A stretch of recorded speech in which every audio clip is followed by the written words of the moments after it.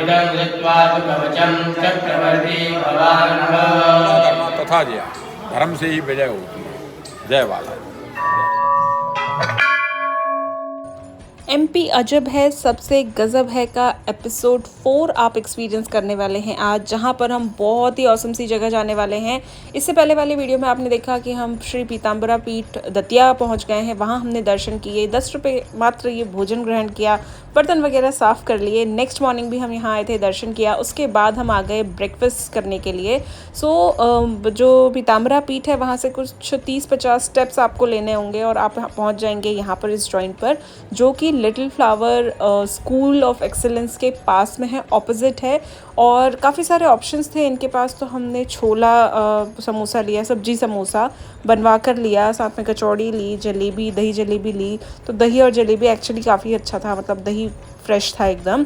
और इसके अलावा इनके पास ना बेड़ई का ऑप्शन भी है, बट जिस टाइम पर हम आते वो मेकिंग में थी तो उसको हम टेस्ट नहीं कर पाए। बाकी टेस्ट इनका अच्छा था, शॉप का कोई नाम नहीं है और भीड़ काफ़ी थी इनके पास। इसके अलावा पोहा और इन सब के लिए आपको अलग से स्टॉल्स भी वहाँ पर मिल जाएंगे साइड्स में। तो यहाँ हमने ब्रेकफास्ट कर लिया, उसके बाद हम निकल गए बहुत ही शानदार से मंदिरों के दर्शन करने के लिए, जो आप इस वीडियो में देखने वाले हैं। तो वीडियो पूरा लास्ट तक ज़रूर देखना। सबसे फर्स्ट जो हमारा स्पॉट है जो कि है खैरी माता मंदिर, वहाँ हम पहुँच गए। इसके अलावा उन्नाव बालाजी जो कि दतिया में है, वहाँ के हमने दर्शन किए। उसके अलावा भैरव मंदिर हम गए थे। तो सब आप एक्सपीरियंस करने वाले हैं। चलिए स्टार्ट करते हैं। माँ पीताम्बरा के दर्शन करने के बाद वहाँ से कुछ 6 से 7 किलोमीटर दूर पड़ता है खैरी गाँव, जहाँ पर हम खैरी माता के दर्शन के लिए आए हैं। ये मंदिर अपने आप में इसलिए खास है कि ये एक ऐसी प्रतिमा है, पहले तो ये स्वयंभू प्रतिमा है, यहीं पर एक कुएं में पाई गई, जो कहानी आप अभी आगे सुनेंगे। उसके साथ साथ दिन के 3 प्रहर में 3 रूप ये बदलती है प्रतिमा, माता के 3 रूप। तो अभी जिस रूप में हमने दर्शन किए हैं, आप इस वीडियो में आप देखेंगे, वो बाल रूप है उनका। उसके बाद फिर उनका जवानी वाला रूप आता है, और उसके बाद 4 बजे के बाद, संध्या के बाद हो जाता है वृद्धावस्था। तो अपने आप में अद्भुत है। हमने तो खैर अभी सिर्फ बाल रूप के दर्शन किए। अगर आप में से किसी ने ये दर्शन किए हैं तो ज़रूर नीचे कमेंट कर बताइएगा। आइए चलिए अब मंदिर में अंदर चलते हैं। मंदिर में पूरे ही जब आप नीचे से आएंगे तो इस तरीके की बहुत बड़ी बड़ी विशालकाय घंटियाँ हैं। इतनी सुंदर सुंदर ये घंटियाँ हैं जो यहाँ पर भेंट स्वरूप चढ़ाई गई हैं। और यहाँ बहुत मान्यता है कि आप जो भी माता से मांगते हैं वो आपकी इच्छा जो है वो पूरी होती है। माता के हर मंदिर की तरह यहाँ भी बहुत आपको थोड़ी बहुत एक्चुअली सीढ़ियाँ मिलेंगी और पहाड़ी पर हैं, तो वहाँ पर जाकर बहुत सुंदर सा नज़ारा दिखता है और आप वहाँ दर्शन कर सकते हैं। बहुत ही अद्भुत यहाँ की कहानी है। जो वहाँ पूजा कर रही थी उन्होंने बताया ये कि जो इस गांव के पुरोहित कोई थे, तो उनको स्वप्न में आया कि एक कुएं में मैं दबी हुई हूँ, कुएं में हूँ, तो मुझे वहाँ से निकालो और मेरी यहाँ पर स्थापना करो। उसके बाद उन्होंने यहाँ पर ये स्थापना करी माता की। तो अद्भुत यही है इसमें कि 3 रूप ये मूर्ति जो है बदलती हैं और उसी हिसाब से इनका श्रृंगार भी होता है। काफ़ी बड़ा प्रेमाइसिस है जो आप अभी स्क्रीन पर ऑलरेडी देख ही रहे हैं। सुबह सुबह का टाइम था, बहुत अच्छा लग रहा था, शांत एकदम, बिल्कुल पिन ड्रॉप साइलेंस था। तो खैरी गांव में ये पड़ता है मंदिर, और वहाँ अभी हम पहुँच गए हैं। तो अंदर चलते हैं और थोड़ी बहुत बातचीत करते हैं, दर्शन करते हैं। आप भी दर्शन करिए और जानते हैं मंदिर के बारे में।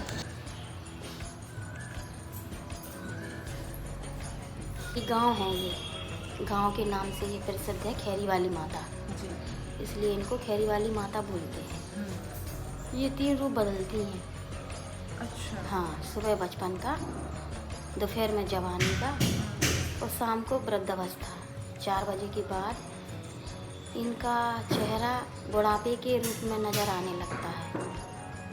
अच्छा, अभी बचपन? हाँ, बचपन का है, सुबह बचपन का है। हर लोग नहीं समझ पाते ये बात है ना, हर कोई नहीं जानकारी ले पाता है। ये है बात, और कोई नहीं। यही इनकी कला है 3 रूप बदलने की बस। जी। हाँ। और कितने वर्ष पुराना मंदिर है ये? अभी तो हज़ारों साल हो गए। अब हम लोग तो अब नए हैं, अब हम 30 साल तो हमारी शादी को भाई अब हमें नहीं है मालूम। अब हमारे पुरखा मतलब पीढ़ी दर पीढ़ी से ऐसी पूजा कर चली आ रहा है। जी जी। अच्छा। हाँ, तो हम लोग का नाम? हमारा नाम है नीता तिवारी।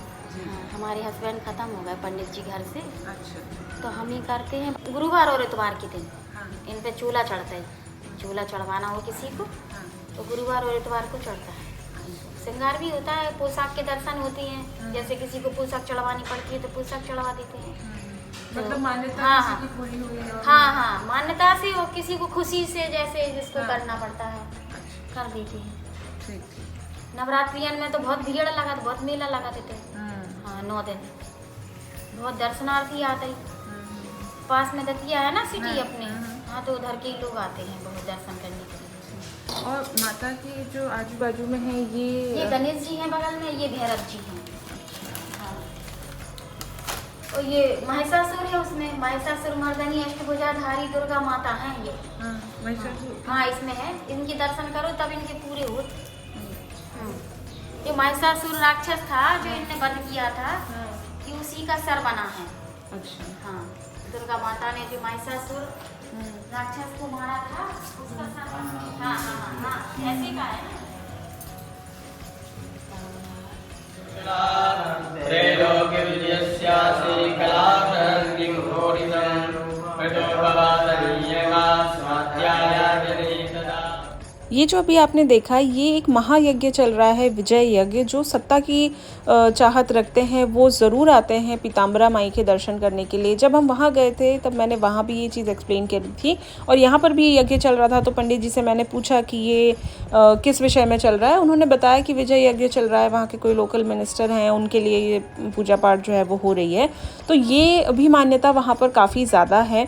इसके अलावा जो आपने अभी कहानी सुनी, तो उस हिसाब से भी अगर आपकी कोई और मान्यता है तो वो लेकर आप ज़रूर वहाँ जा सकते हैं। दर्शन हमारे बहुत अच्छे से हो गए। उसके बाद यहाँ से लगभग 15 से 16 किलोमीटर आगे है उन्नाव बालाजी, जो कि दतिया में ही पड़ता है।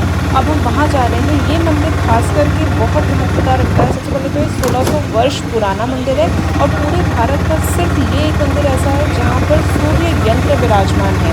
इसके अलावा, इस मंदिर के अलावा और कहीं पर भी सूर्य यंत्र नहीं है। तो अपने आप में बहुत महत्वता रखता है। किसी भी प्रकार का चर्म रोग अगर आपको है तो वो इससे बिल्कुल मिट जाता है, दूर हो जाता है। आगे चलते हैं। हमने एक्चुअली उस दिन ऑटो ले लिया था, because we were not aware कि जो रास्ता है थोड़ा सा ख़राब निकलेगा या ख़राब मिलेगा हमें रास्ते में। तो खैरी माता तक तो रास्ता काफ़ी स्मूथ था और मॉर्निंग टाइम था, इसलिए हमने ऑटो ले लिया था। हालांकि अगर आप अगर हम कैब लेते तो that would have been much better, but हम अवेयर नहीं थे, इसलिए हमने ऑटो ले लिया और ऑटो से ही अपनी पूरी जर्नी करी। ऑटो वाले जो भैया थे उनसे भी मैंने कुछ बातचीत करी, उनका नंबर वगैरह मैं प्रोवाइड कर दूँगी, जस्ट इन केस अगर आप दतिया आ रहे हैं तो उनसे कॉन्टैक्ट आप वहाँ पर कर सकते हैं। अब चलते हैं मंदिर में अंदर। ये मंदिर जो है ये धर्मनिरपेक्ष है, क्योंकि सूर्य देवता जो हैं वो सिर्फ हिंदू के देवता नहीं हैं, हिंदुओं के देवता नहीं हैं। उसी चीज़ को ध्यान में रखते हुए यहाँ पर हर धर्म जाति के लोग आते हैं और दर्शन करते हैं। मेन जो महत्वता है, जैसे मैंने कहा कि किसी भी प्रकार का चर्म रोग अगर है तो यहाँ नदी में आपको डुबकी लगाने से और गीले वस्त्र पहनकर ही आपको सूर्य भगवान को जल चढ़ाना है। तो उसको ये करने से आपके किसी भी प्रकार का चर्म रोग अगर है तो वो मिट जाता है। इसीलिए यहाँ हर धर्म हर जाति के लोग आते हैं और यहाँ पर काफ़ी विश्वास रखते हैं। तो पुजारी जी से मेरी काफ़ी अच्छी बातचीत हुई है, उसके कुछ ग्लिम्स मैं आपके साथ शेयर करती हूँ, तो वो आप ज़रूर सुनिए। शास्त्री ये जिला दतिया अंतर्गत ग्राम उन्नाव पड़ता है, जिला दतिया से।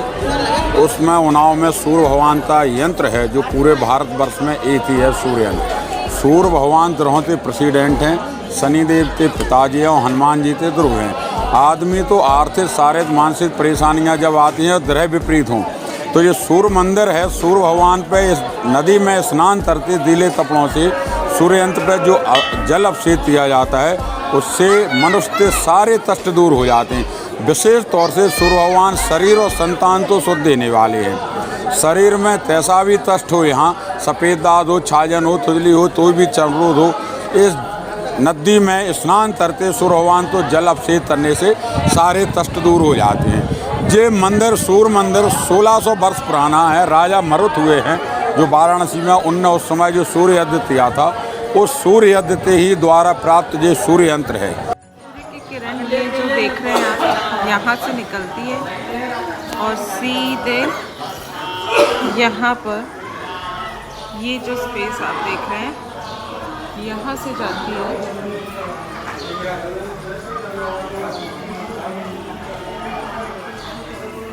स्पेस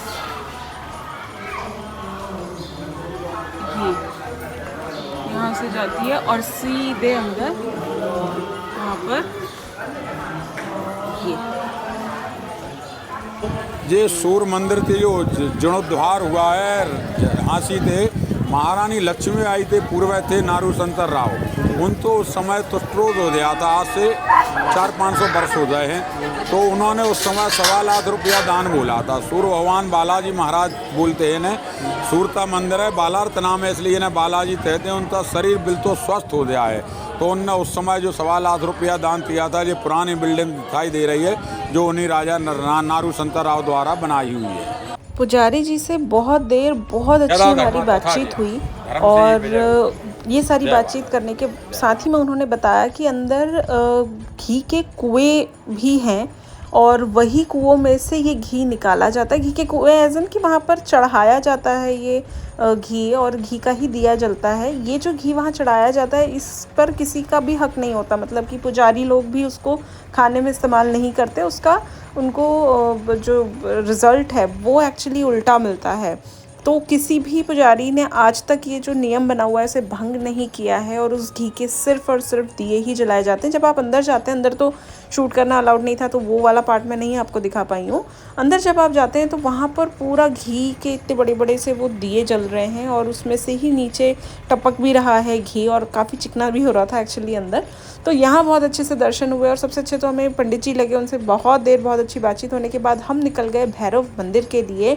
तो ये मंदिर अभी थोड़ा सा डिस्टेंस में ही था, मतलब आप समझ लीजिए कि अगेन 15 किलोमीटर के आसपास ये था, 10-15 किलोमीटर के आसपास। और इस तरीके से पहाड़ी पर ये मंदिर बना हुआ है और नीचे यहाँ पर बनी हुई है ये जो वाइट आप देख रहे हैं समाधियाँ हैं, ये जो पंचकवि हुए उनके परिवार की ही समाधियाँ हैं। उस बारे में आगे बातचीत मैंने करी है कुछ, तो वो हम देखते हैं और वो सुनते हैं, मंदिर के दर्शन करते हैं। बहुत ही शांत वातावरण था, एकदम ऐसे पहाड़ी पर सा था और इतना सुंदर वहाँ से व्यू दिख रहा था जो अभी आप देख रहे हैं।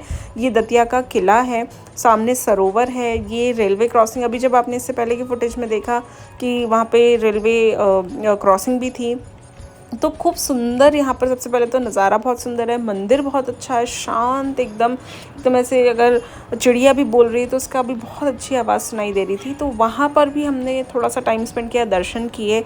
अब चलिए आप भी चलिए साथ में और अंदर चलते हैं और दर्शन करते हैं।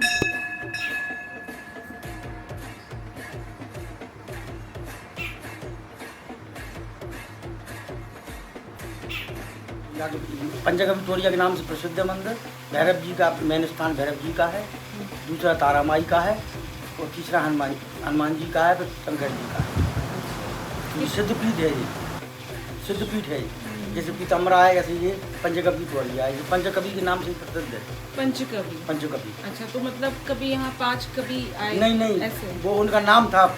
अच्छा, उनका नाम पंचम नाम था।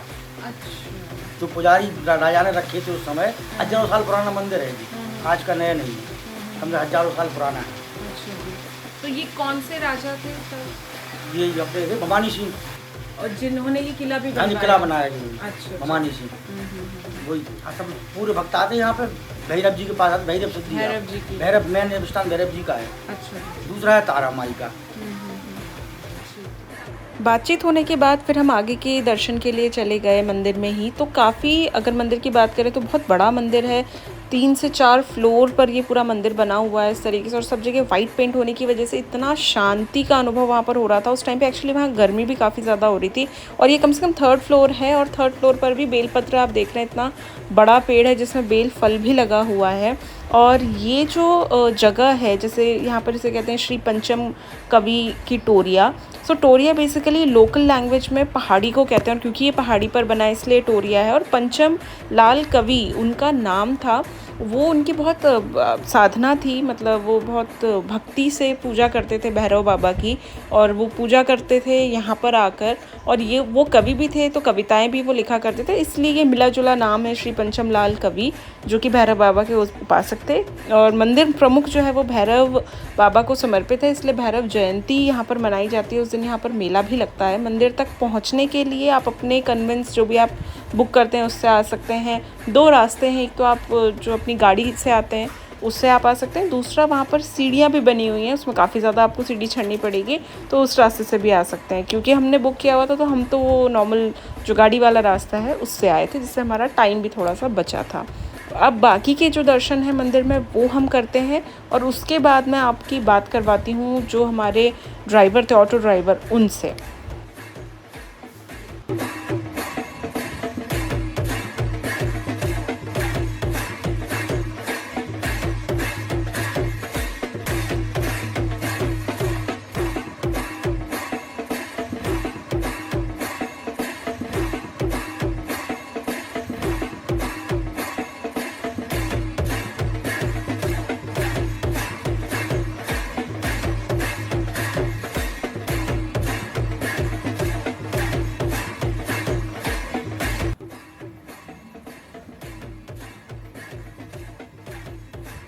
तो मेरे साथ हैं अभी पुष्पेंद्र जी जो कि ऑटो चलाते हैं और अगर आप दतिया आएँ तो यहाँ इनसे संपर्क करें। पुष्पेंद्र जी ये बताएं कि दतिया में घूमने के लिए क्या क्या स्थान है, क्या क्या जगह है और लगभग कितने दिन का समय हमें यहाँ पर लग जाएगा? यहाँ पे अपन को कम से कम नहीं तो 5-6 दिन का समय लगता है घूमने के लिए। ठीक है। यहाँ पे घूमने के लिए क्या सोनागढ़ घूमने के लिए है मंदिर, और ओरछा महल भी है, ओरछा महल घूमना है, ओरछा मंदिर है, और पीतम्बरा मंदिर है दतिया में, उनाव बालाजी मंदिर है यहाँ पे दतिया के पास ही में है ये सब मंदिर। और कभी भी आप घूमो, यहाँ किला भी है जी। अच्छा, ये जो किला अभी हमें दिख रहा है ये किले का नाम क्या है? इसको वीर सिंह महल बोलते हैं। वीर सिंह महल। अच्छा, और जो साथ में ये सरोवर, ये तालाब है, इसको लाला का ताल बोलते हैं, तालाब नाला का ताल। और एक हमें ये यहाँ पर भी दिख रहा है, वो बंद हो गया, पीतम्बरा मंदिर के सामने किला है वो बंद कर दिया गया। आपका नंबर भी हमें बता दीजिए। 855 85 4361। ओके, ठीक है, बहुत बहुत धन्यवाद आपका।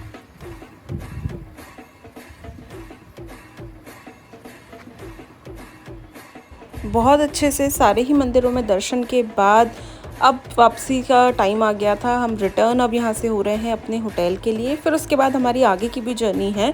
तो ये टाइम हमारा कुछ 2 से 2:30 बजे का टाइम हो रहा था, परफेक्ट था लंच टाइम।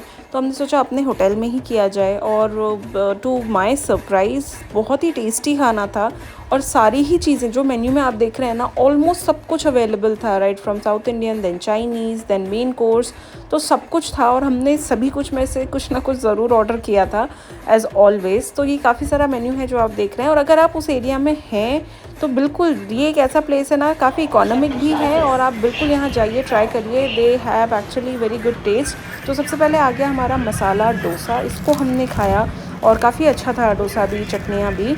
और इसके बाद हमने एक ये सिज़लर ऑर्डर किया था, चाइनीज़ सिज़लर, जिसमें बहुत सारी चीज़ें थी लाइक फ्राइड पाइनएप्पल और साथ में नूडल्स थे, मशरूम्स थे, देन मंचूरियन था, देन फ्राइड राइस था और ये भी काफ़ी टेस्टी था। उसके बाद अपना वही बेसिक मेन कोर्स, दाल फ्राई, जीरा राइस और पनीर लबाबदार और इतना सब कुछ खा लिया था। पचाने के लिए कोको कोला चाहिए ही थी। तो ये हमारा कुछ टोटल बिल बना था। जस्ट फॉर योर इन्फॉर्मेशन, ये इनका रूम टैरिफ है, तो ये आप देख सकते हैं। अगर आप जा रहे हैं वहाँ पर तो आप बिल्कुल इनको रेफ़र कर सकते हैं, इनकी सर्विस वाकई बहुत अच्छी थी। तो यहाँ हमारा पूरा सब वाइंड अप करने के बाद हम चले गए स्टेशन। यहाँ से अब हम जा रहे हैं ग्वालियर और हमने प्रेफर किया कि यार चलो ट्रेन ले लेते हैं रादर देन कैब और टैक्सी। तो हमने यहाँ पर फटाफट से ट्रेन ले ली, छोटी मोटी सी नैप ले ली और फटाफट से हम पहुँच गए ग्वालियर जंक्शन। इसके आगे के वीडियोस अब आप अगले पार्ट में देखेंगे, तो बने रहिएगा। आई होप आपको आज के जो हमने दर्शन किए वो काफ़ी अच्छे लगे होंगे। उनसे जुड़े हुए जितने भी तथ्य थे, कहानियाँ थी, वो सब आपके साथ मैंने शेयर की। अगर इसमें से कुछ भी अच्छा लगा है तो नीचे कमेंट छोड़कर ज़रूर जाइएगा। वीडियो अच्छा लगा हो तो लाइक, शेयर एंड सब्सक्राइब ज़रूर करिएगा। जल्दी ही मिलते हैं एक और बढ़िया से इंटरेस्टिंग से वीडियो के साथ में। तब तक के लिए take care and bye bye.